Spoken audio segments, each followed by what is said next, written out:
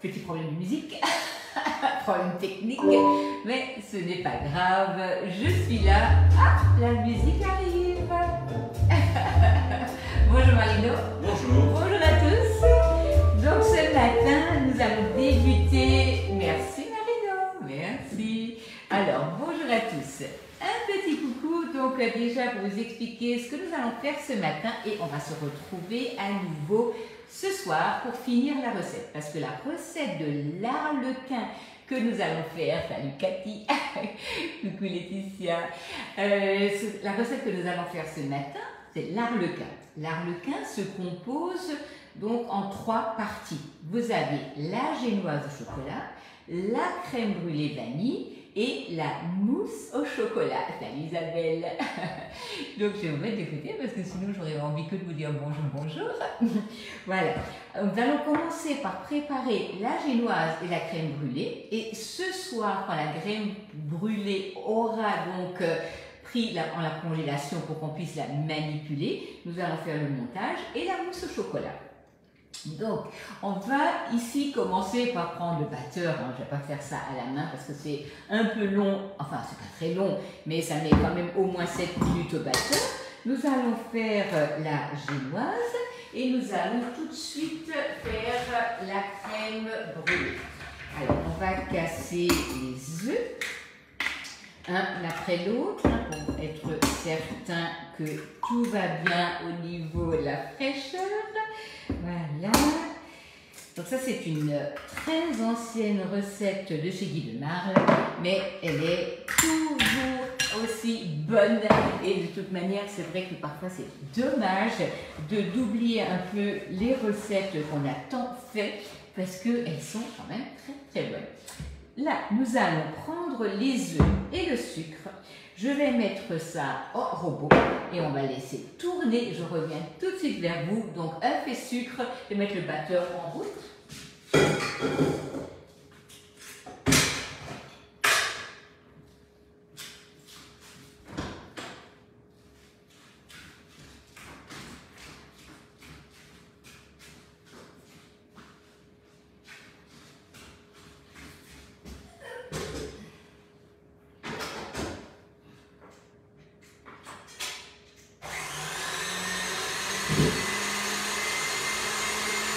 J'espère qu'on ne va pas trop gêner au niveau du bruit.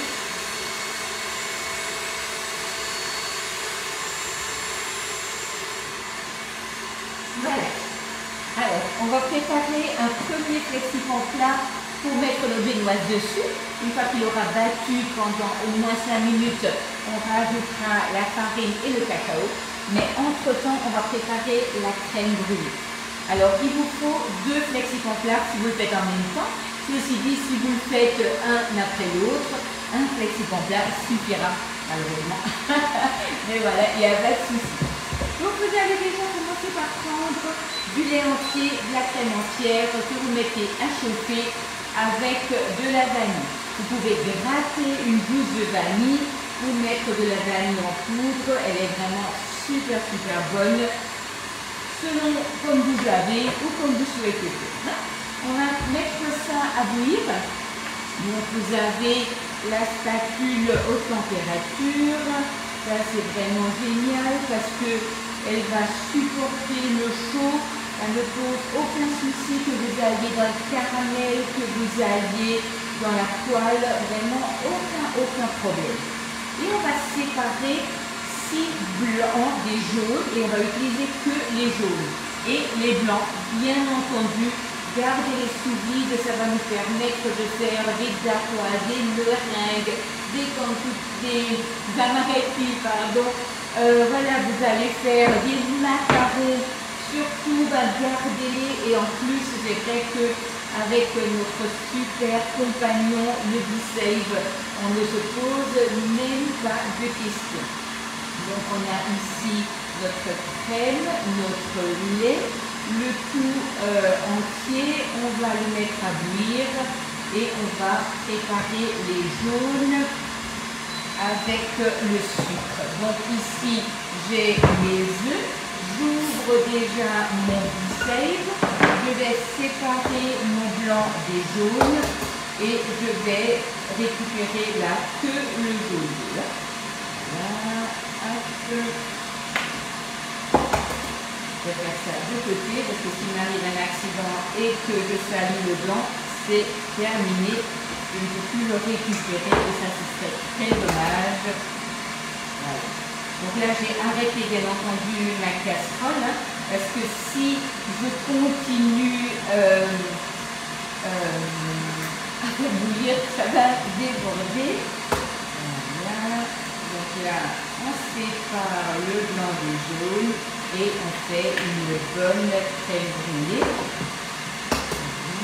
Donc d'abord, je vais cuire, bien entendu, ma génoise, puis je vais réduire mon four et je vais mettre ma crème brûlée dans le four. Voilà. Et voilà. Donc là, nous avons nos blancs d'œufs qu'on va laisser bien sous vide pour faire des préparations dans les semaines qui viennent. Donc là, vous n'avez aucune urgence, j'ai envie de dire, aucun souci à vous faire. Il va se conserver sans aucun problème. Voilà.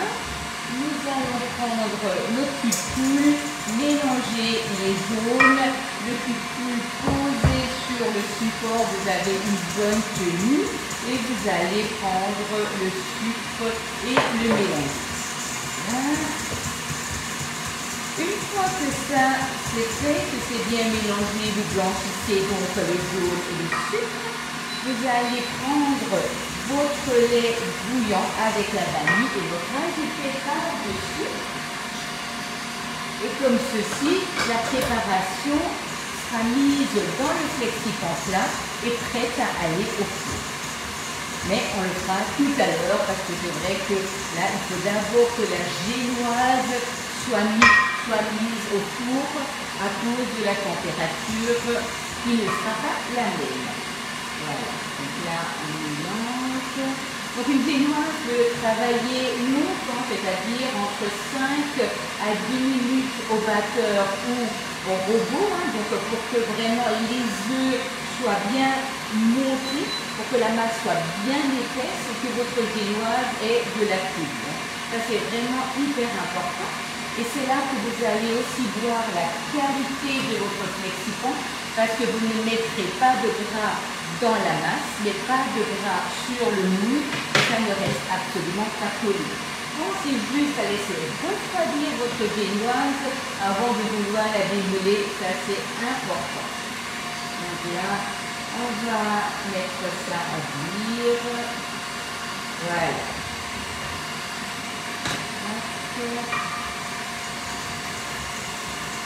Là, on va le verser par-dessus.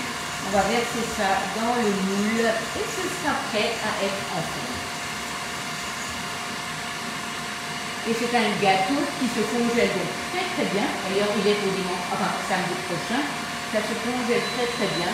Vous n'avez pas besoin de vous tracasser. Vous le préparez, vous le congelez et vous le sortez quelques heures avant pour qu'il puisse bien reprendre la température.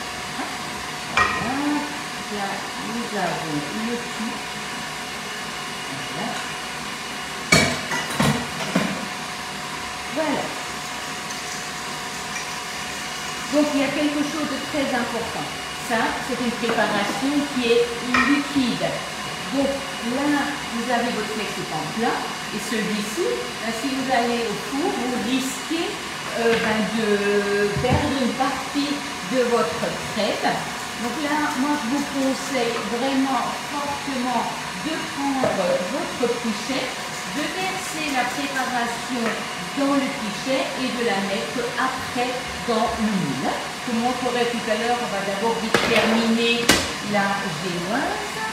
Voilà, on va déjà prendre là le deuxième Flexipan plat.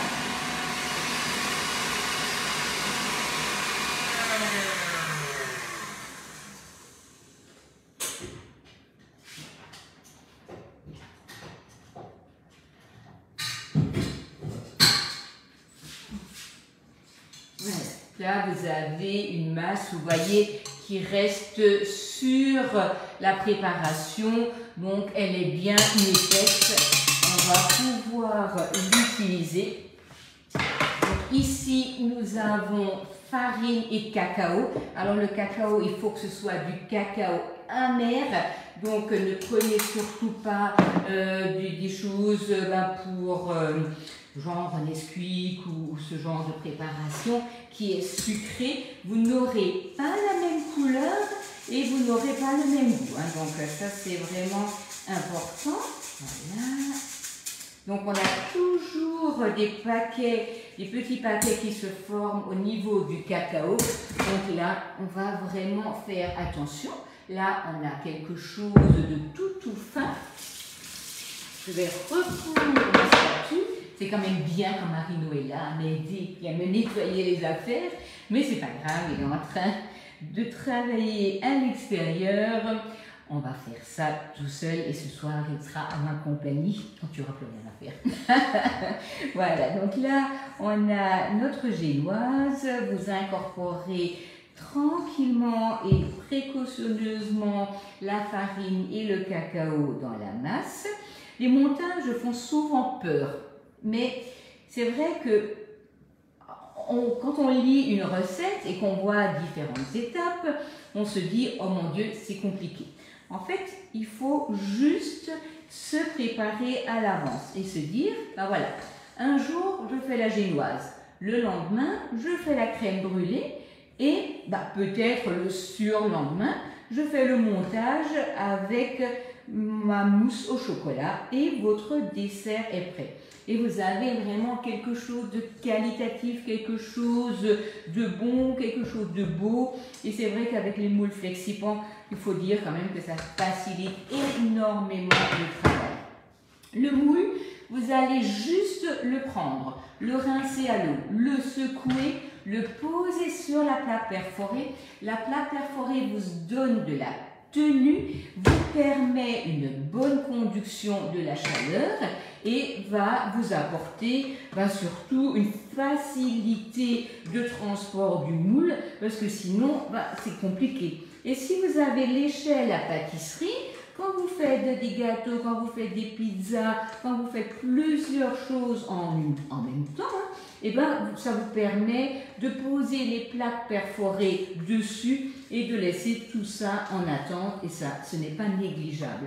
Parce que quand on est dans la cuisine, autant faire plusieurs choses parce que on y est de toute manière. Donc autant le faire de suite. Voilà. Donc là, hop, on va étaler tout ça. On va mettre ça au four pendant 10 minutes et après je mettrai ma crème brûlée au four et celle-ci il sera pendant au moins 1 heure. Ce soir on va se retrouver pour la finition et à ce moment-là ma crème aura pris le froid à la congélation et on pourra dans le cadre faire le montage. Voilà, donc là on a notre génoise et on tapote un peu. Voilà. Et 10 minutes au four à 200 degrés. Voilà. On met ça au four, 10 minutes et c'est parti. Vous avez votre crème brûlée, donc ici dans le cul de poule, vous avez votre Flexipan plat. Bien entendu, là, je ne vais pas le remplir parce que sinon ça va être un peu compliqué tout à l'heure quand je vais vouloir le mettre au four. Du coup, je glisserai mon Flexipan plat directement sur la grille et avec le pichet verseur, je remplirai une fois que la plaque alu et le Flexipan plat seront dans le four. Ça m'évitera de devoir trembler ou de perdre une partie de ma crème peut-être dans le four et ça c'est quand même hyper pénible après à nettoyer. Donc vous préparez votre pichet, vous préparez votre moule, vous glissez le moule sur la grille du four et vous versez dans le four et après vous fermez et c'est bon pour la cuisson. Voilà, on se retrouve donc du coup fin d'après-midi à 19 h pour faire la mousse au chocolat et faire le montage de l'arlequin. Et entre-temps, je vous souhaite un bon appétit, passez un bon dimanche et à tout à l'heure avec grand plaisir.